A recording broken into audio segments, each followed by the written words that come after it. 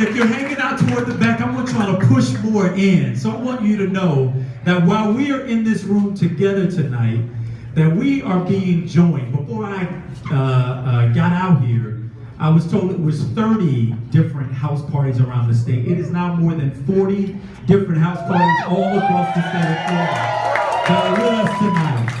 And even though they are not here, they gave me a quick list of just a couple of cities, because I think it's important that you all know that we're running this race recognizing that we're going to compete in every single part of the state of Florida. There's not a part of this state that's going to be off limits to us. That's right.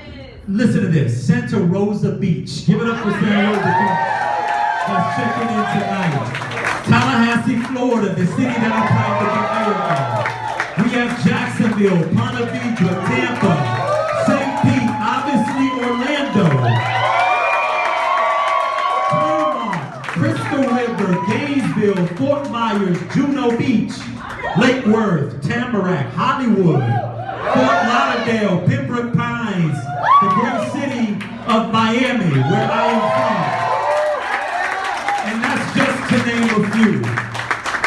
Y'all, I am so honored to be joined by not only the folks who are obviously at home, but y'all that have taken time to join us right here in Orlando. It means so much to me. As much as I've been on the trail over a year now, I still get blown away that so many of us care so deeply about this state that many of us are saying time out for sitting on the sidelines. That we're going to come out, that we're going to let our voices be heard. Right? Young people, right?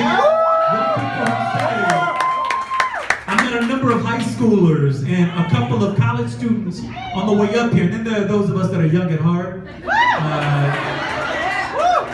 And then those like me, I try to play between the two, right? But I'm losing my hair, and therefore it is giving way. But I have to tell you, young people, particularly who have renewed in me such a hope around what it is that we're going to do in this election. Out of the heartbreak of Marjorie Stoneman Douglas has birthed a whole new revival of energy around this issue of gun reform.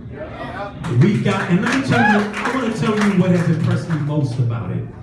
What has impressed me most about it is, in the March for Our Lives, not only did we see activists that were born out of the tragedy of a mass shooting, but we also saw the voices of young people whose communities are ravaged every single day by the issue of gun violence. And what they came together to say is that all of our lives are important in this matter. Those who are victims of mass shooting incidences, like what we saw happen here at Pulse nightclub, 49 important precious lives snuffed out, are as important as the 4 young people who lost lives in Miami, the 3-year-old about a week ago, who was also had her life snuffed out, right?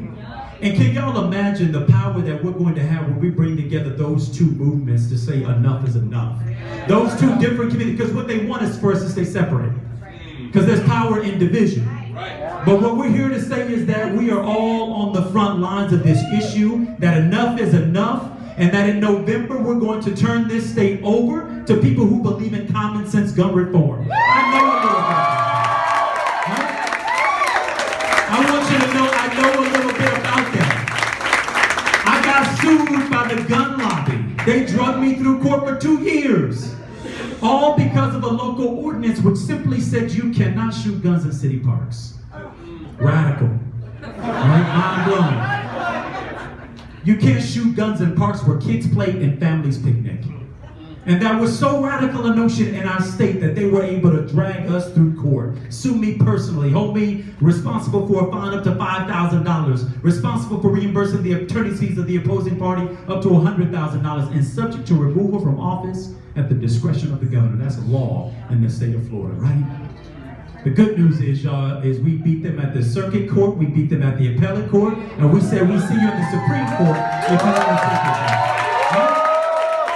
Let me tell you, y'all, it's time up for rolling over to the 5 million member NRA. I'm sorry, this is not an assault.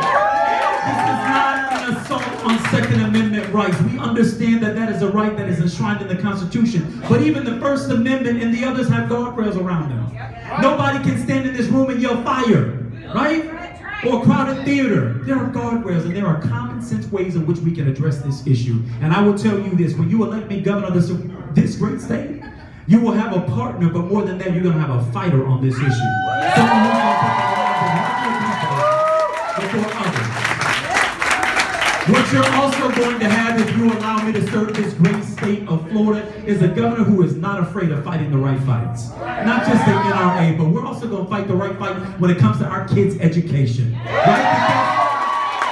Because, listen,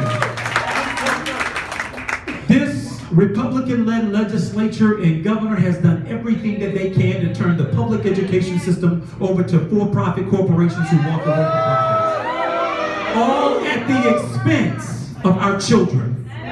Let me tell you what I think about education. Education is a contract that exists between its government and its citizens.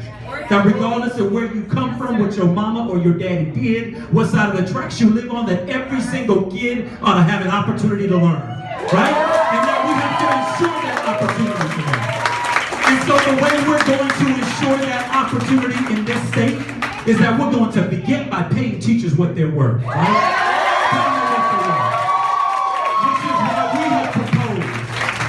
We have proposed a starting salary of $50,000 for teachers. Right? And we didn't just throw the idea out there, y'all. We also proposed a plan to pay for it, right? You just can't throw it out there without a way to pay for it. What we're also going to do is make sure that we give our kids, our youngest, our 0 to 5-year-olds, access to high-quality early childhood education. That's where it's at, y'all. Over 90% of brain development that takes place over the course of human life takes place between the ages of 0 and 5. 40% of our kids are starting kindergarten not ready to learn. Nearly that same percentage by the time they get to 3rd grade are not on grade level reading. Right? And then when they get to high school, because of our addiction to high stakes testing, we have pushed out the kind of programs that I'm matriculated through this state with: woodwork, shop, mechanical, electrical, technical degree training, apprenticeships.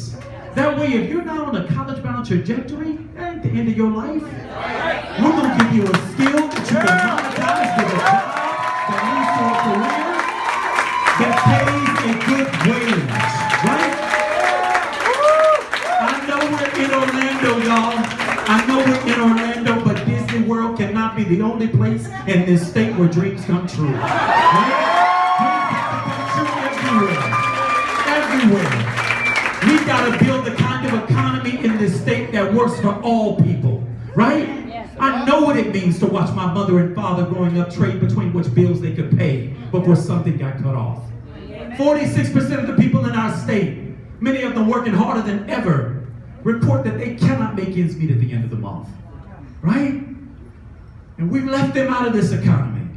And I believe the good news is that the problems that confront this state can be solved by the talent that is within this state. There's nothing that confronts us that we can't address ourselves. And I'll tell you where we're going to start.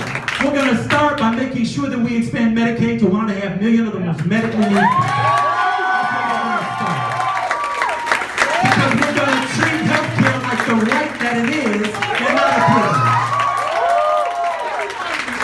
Under a Governor Gillum, you're not going to have a governor like we had in Rick Scott when Barack Obama tried to send us $1.2 billion to build high-speed rail across the I-4 corridor. What did he say? No, thank you. We don't believe in Obama's stimulus money.